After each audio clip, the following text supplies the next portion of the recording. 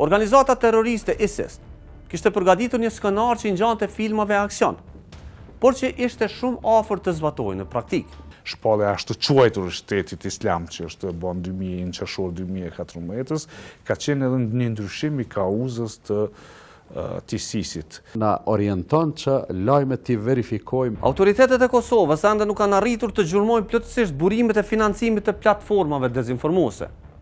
Përjashtim bën arrestimi disa agentëve të BIA-s serbe apo shërbimit inteligjent, por ende nuk janë zbuluar transaksione direkte tek influencerët të cilët ndërtojnë dezinformatët. Në një dosje hetimore të prokurisë speciale është zbuluar një plan për destabilizimin e Kosovës në vitin 2018. Ky plan nuk ishte hartuar në Serbi, por vinte nga një burim tjetër destabiliteti. Organizata terroriste ISIS kishte përgatitur një skenar që i ngjante filmave aksion, por që ishte shumë afër të zbatojë në praktikë. Abu Ahmed, shefi inteligjencës së ISIS-it, kishte ideuar një sulm në Kosovë që synon të shkaktonte tensionin ndëretnik. Sipas dosjes së prokurisë speciale, Ahmed kishte siguruar fonde nga Kirgjistani dhe Rusia për të financuar një grup terrorist në Kosovë, i cili planifikonte që në ditën e Vidovdanit, një festë nacionale serbe, të sulmonte kisha ortodokse dhe disa diskoteka në zonat e banuara me serb. Ky plan i zbuluar nga autoritetet e Kosovës përfshinte edhe shqiptarë të ISIS-it, si Lavdi Muhaxheri, Ridvan Haqifi dhe disa persona të tjerë të cilët janë gjykuar në Kosovë. Grupi sipas të dhënave të prokurisë speciale kishte pranuar 9.000 euro për të blerë eksploziv nga një burim në Gjermani, ndërsa personi që siguronte mjetet financiare i kishte marrë ata para në një kontakt i cili vinte nga Rusia.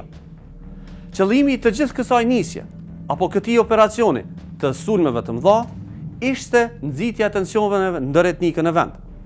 Pra, thënë më qartë, duke shkaktuar kaos në vend dhe atë kaos ndëretnik, ISIS-i kishte hartuar një plan të qartë të merrte kontrollin në vendin tonë. Të gjitha këto shikues të nderuar që po i flasim, janë të dokumentuar në dosjen e prokurisë speciale, e cila tashmë ka kaluar edhe filtrin e gjykatës, dhe personat e përfshirë në këtë rast tashmë edhe janë dënuar.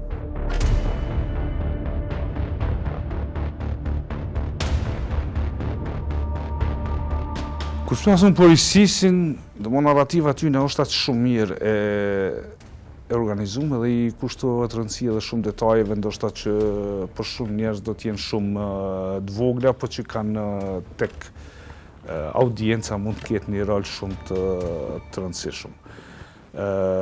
Realisht ISIS-i nuk e ka targetu vetëm personat, o vetëm t'i siguroj vetëm personat që do t'i shfrytëzojnë vetëm për qëllime kauzave, të mbështetjes kauzave tyne të luftimit, por njëkohësisht krahas asaj është mundu që të paraqes edhe ka bërë thirrje të vazhdueshme, domethënë që kanë qenë edhe thirrje të hapura për gjithë njerëz, për gjithë muslimanët, si kanë thujtë që të shkojnë edhe të jetojnë në shtetin islam. Domethënë në farë forme, shpallja është të quajtur e Shtetit Islam që është bën në qershor 2014, ka qenë edhe një ndryshim i kauzës të ISIS-it.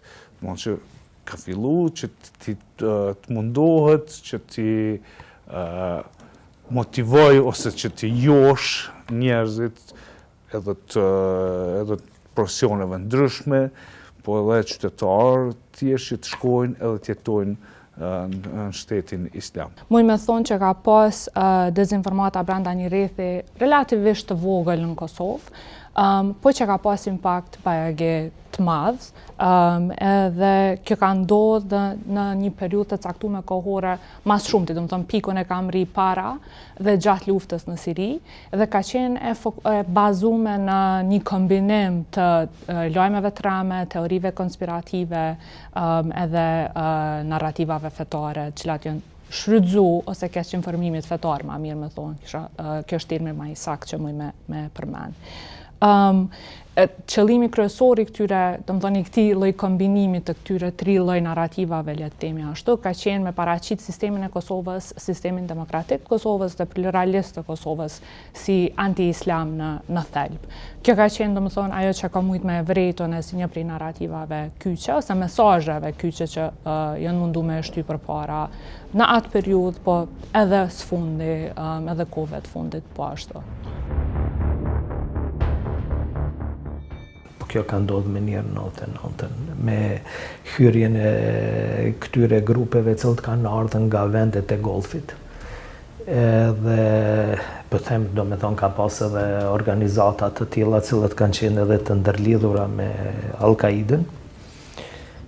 Edhe po çuditërisht cilët kanë ardhur këtu, kanë ardhur me shumë më të mëdha të hollave. Situata në Kosovë ka qenë e dim çush ka qenë në 99. Kosova ka qenë e shkatrume. Edhe mandej kanë fillu të hyjë literatura edhe të bëhen shkolla koranike, shkollat Kuranit jashta Bashkësisë Islame të Kosovës.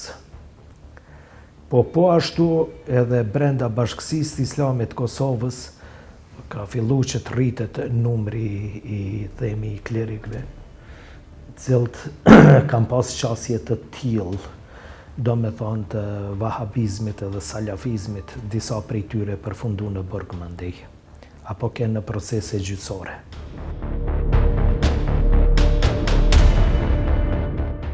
Të ne si musliman, në fenë tonë, në Kur'anin tonë, ekzistoj një mori citatesh, të cilat të nxisin në atë që ne edhe ne si fetare, si hoxhallar, po edhe njerëzit në përgjithësi e shpërfaqin si breng që është verifikimi i lajmit. Madje edhe ju gazetarët këtë punë e keni prej pikave kyçe në profesionin tuaj ose në fisnikrinë e profesionit tuaj. Dhe Zoti i plot fuqishëm në disa prej atyre citateve në mënyrë urdhërore na orienton që lajmet t'i verifikojmë edhe të mos i marrim të mirëqena në të gjitha situatat. Në anën tjetër, dietarët e Islamit pastaj kanë bërë përpjekje të ndryshme duke i klasifikuar thëniet e pejgamberit alayhis salam, edhe kanë bërë rregulla të verifikimit edhe të transmetimeve të kësaj natyre. Sidos të jetë kur vim në praktikën dhe përditshmërinë tonë, çuditemi se sa ka depërtuar kjo gatishmëria e njerëzve për të thënë çka do të qoftë. Edhe unë mendoj se dezinformatat, lajmet e rreme, deri te ato të cilat nxisin urrëtie, nganjëherë e rrezikojnë edhe sigurinë, e rrezikojnë edhe rendin kushtetues,